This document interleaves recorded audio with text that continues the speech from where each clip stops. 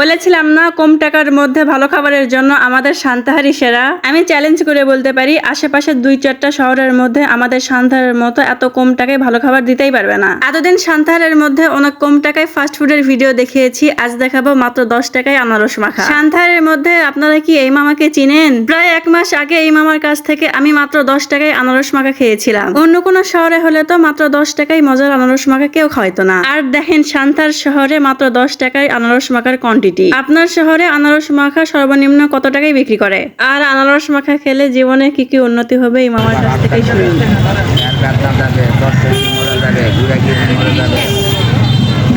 আর কি মরবে জীবনে?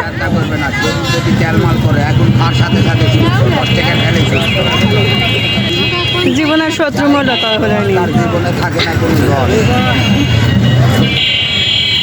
জীবনের শত্রু মরলে হলো নি, শত্রুই মরবে না তাহলে লাভ কি হবে?